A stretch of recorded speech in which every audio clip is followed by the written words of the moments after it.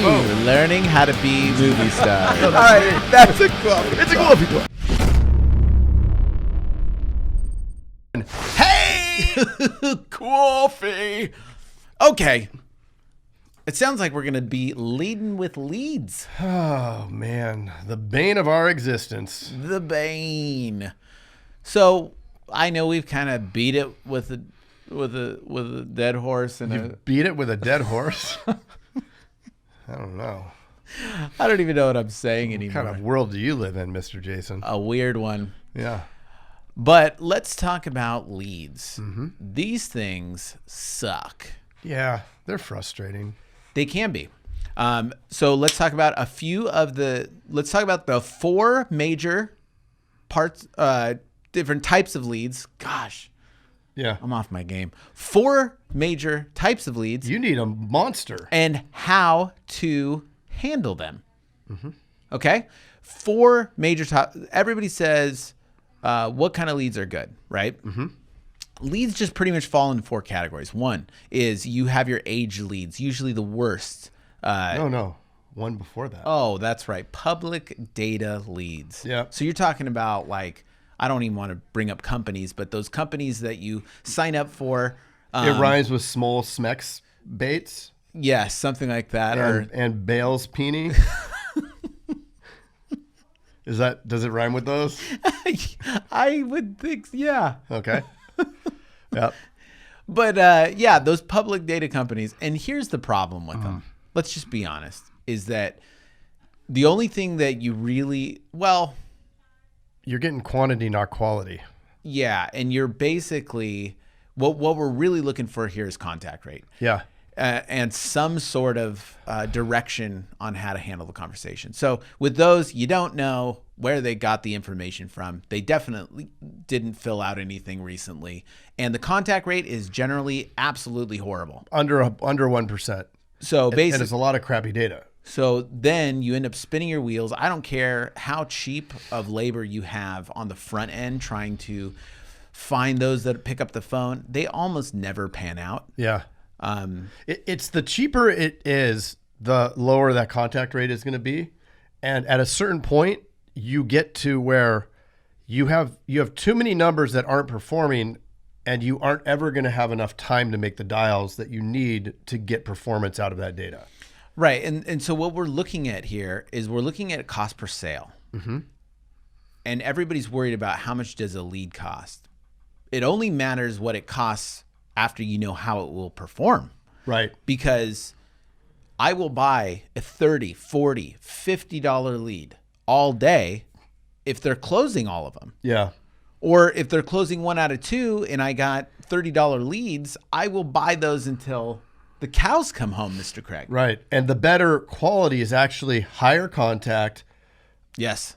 higher ability to quote, which is that intent. And then, you could also say, okay, it's better if it has 2 cars in a house or whatever. Right. How warm it is, how receptive they are, whatever way they started in the funnel. Are they colder? Are they warmer? How we talked Right. about a while ago. And then, yeah, also what kind of premium are they bringing in? Right. But you could search those garbage raw data places and actually extract homeowners with 2 cars, but all the information is terrible, so they're no good. Like it has a tricky appearance. You're not getting past the first stage of the funnel. Right. If you can't make contact, who cares if they have 16 houses and 50 cars? So I would say, unless you're in some sort of market that it works, which we have not found right, that market. Yeah. So we're not into public data at all. And then the next one would be age leads. Now, some people have success with those, but are they usually expired? Are they past the TCPA limit? Yes. Yeah. So, But I can scrub it, Mr. Jason. yeah. So here's the deal. Like, this lead filled out a form online. They had everybody from Mr. Craig to Mr. Jason to Mr. Brandon to everybody. Mr. George calling them. So they've been through multiple sales. The ringer. Yeah. Then after a certain point in time, they sell them as age leads. Now, when they are age leads, they're not capping usually. They usually cap on the front end, maybe 6 agencies when it's a new lead. 6, yep. But then as it's an aged lead, it goes into this bucket where they're just going to resell it to death. To death. So then let's say 100 agencies buy that lead. Well, that person's probably going to be pretty pissed off. And they might be ready to file some sort of lawsuit or something. Yep. So again, age leads better than public data. I don't recommend them. Then you get into... Well, over the years, all of the ones that have had any kind of complaints that I've heard from different agents have resulted from aged data. Right. Yeah, because at some point, I mean, they're going to get pissed, right? Especially when they're being sold as age data. Right.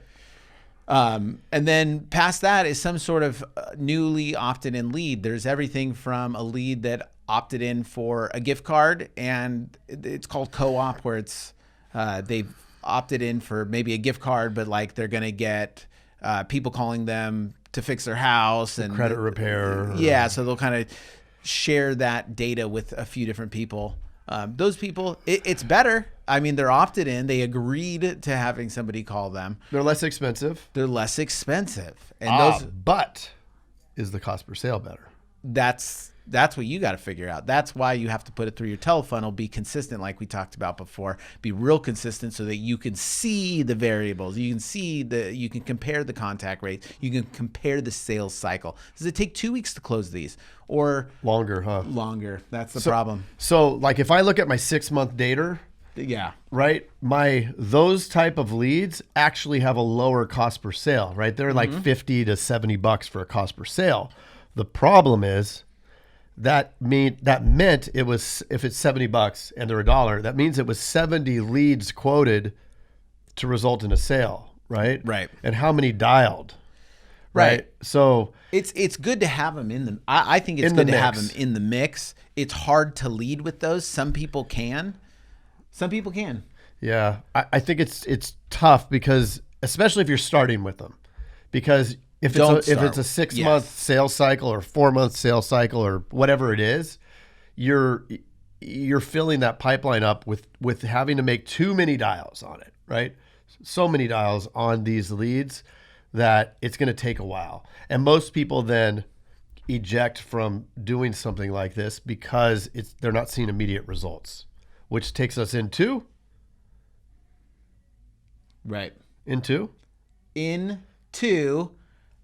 regular long form data leads. Yeah. Now, these long form data leads are what you typically buy from the lead companies. They can be 5 to companies like Bever Boat or Moat Pizzard. Who else? I don't Ball know. Tab Beads. Oh, you are in riddles, Mr. Craig. That's right. They call me the Riddler. In riddles. But yes, they're long form. They generally have a bunch of data on the autos, on the dates of birth and all that stuff. They generally have a shorter sales cycle. They can be really expensive. Want me to give them a tip? I would love it. So this is what they'll do. You're talking to these folks over there, and they're going to say, well, we can give you the ones with not so many filters on them for $5, $6, $7, whatever, something like that. Or we could give you the really good ones for $15 or $18. Now, let me ask you a question, Mr. Jason. Yes. Is that contact rate going to be much different between the $5 one and the $17, $18 one? Probably not much different. Right. It just, dude, it's like used cars.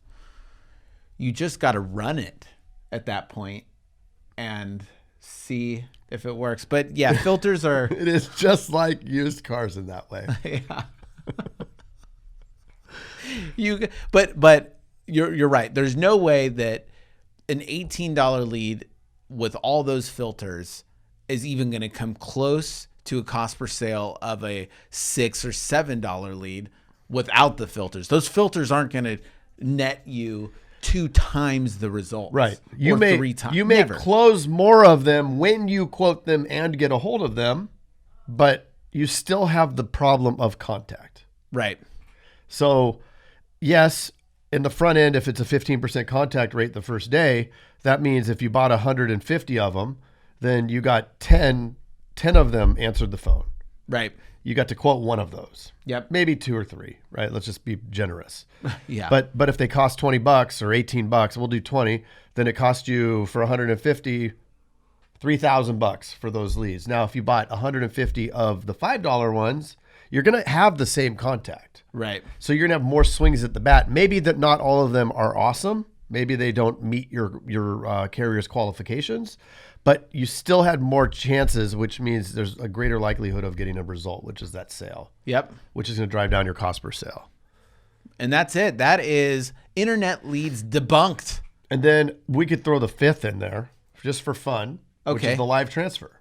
A The lot live of people like the live transfer because they're bypassing the dial and contact stage.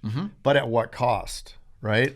And an incredible cost. And the problem that I had with it, because I loved those back in the day. Sure, it's easy. You eliminate half the funnel. Right. And then when you need them, they are, it's usually when other people need them. Yep. The cost of them just skyrockets. Right. They're in short supply.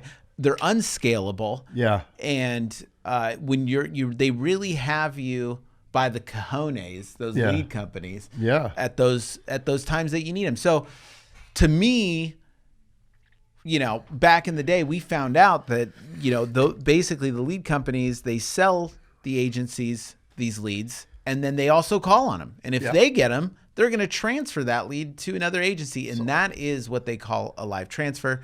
And that is why we decided to do it within our agency. And since then, we've had much more success doing that rather than the live transfer. And so I was talking to an agent who actually ended up signing up over with Teledudes. Okay. And he was doing exclusively live transfers. I said, "What is your cost per sale?" Right. He did not know. Okay, and I said, so take your total live transfer spend and divide it by the number of households you sold from those, right? Right. And it was astronomical. So he was close to be. $800 to $1,000. So he was somewhere in that range, and I don't remember the exact number. Right. But and the other and you don't actually have the data. The data doesn't shoot into your system. You don't unless you wrote it down, and then that's not scalable either. Then somebody calls, you miss it, it's gone, and you're paid $100. Right. So you drive up your cost per sale, but I mean, when you're paying $800 to $1,000 for your new business acquisition, that doesn't pencil. Right. You're losing money. 100%. You're seeing a result because you think, oh, well, we close a lot of these. Well, great. Even if you close, one in, it's too expensive. Too expensive. Yep. Yeah. So that is, those are the different types of leads. And those are the things that matter more than what company is better. Right.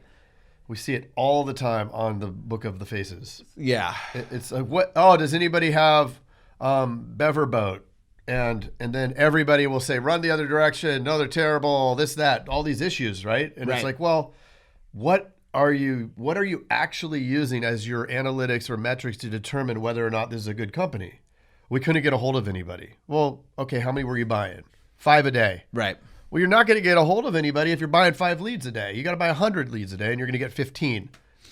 Right. Right? Right. Right.